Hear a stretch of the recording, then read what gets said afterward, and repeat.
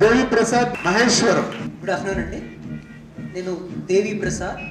Last 7 years నుంచి, అంటే నా ఏజ్ 21 ఉన్నప్పటి నుంచి జేపీ గారు చెప్పిన మాటలు ఇన్స్పైర్ అయ్యి స్టేట్ వైడ్ క్యాంపెయిన్ చేశారు. Youth for better India organization తరఫున అన్నా హజారే మూవ్మెంట్ని 40 townsకి తీసుకెళ్ళాను. మోర్ దాన్ 1,80,000 members ఇన్వాల్వ్ చేశాను క్యాంపెయిన్.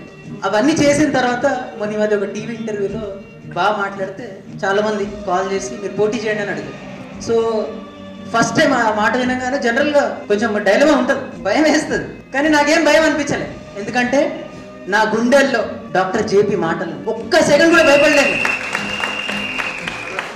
మళ్ళీ ఇంకో లాస్ట్ మూమెంట్లో కాన్స్టిట్యుయెన్సీ, ఈ మహేశ్వరం కాన్స్టిట్యుయెన్సీ, ఆ కాన్స్టిట్యుయెన్సీలో హేమీలు పోటీ చేస్తున్నారు, హోమ్ మినిస్టర్ పోటీ చేస్తున్నారు అన్నారు. మాజీ హోమ్ మినిస్టర్, మాజీ మేయర్ తీగల కృష్ణారెడ్డి గారు పోటీ చేస్తున్నారు.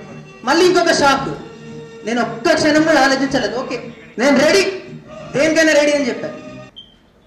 చాలా మంది అడిగారు నన్ను. ఇప్పుడు కూడా ఒక అతను వచ్చాడు, అతను అంటున్నారు, అరే ఇంత చిన్న క్యాండిడేట్ పోటీ చేస్తారా? నేను 20 villages క్యాంపెయిన్ చేసేసాను. ప్రతి ఒక్కరు ఆశ్చర్యపోతున్నారు, ఇంత యంగ్ క్యాండిడేట్ కి ఛాన్స్ ఇస్తారా? కొన్ని 100 కోట్ల ఆస్తి ఉంటే తప్పితే, నాయకుల కొడుకో కూతురు అయితే ఉంటే తప్పితే ఛాన్స్ ఇవ్వరు.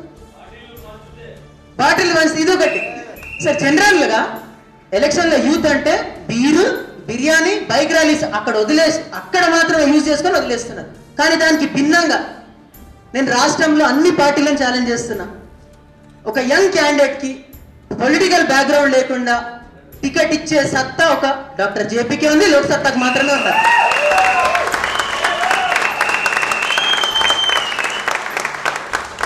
మొన్న నామినేషన్ వేసాం 8th రోజు. ఆల్రెడీ నాకు ఆఫర్లు వచ్చాయి సార్. ఎందుకంటే లోక్ సత్తా ఓట్లు కొన్ని ఉన్నాయి, లాస్ట్ టైం 7,000 ఓట్లు పట్టాయి.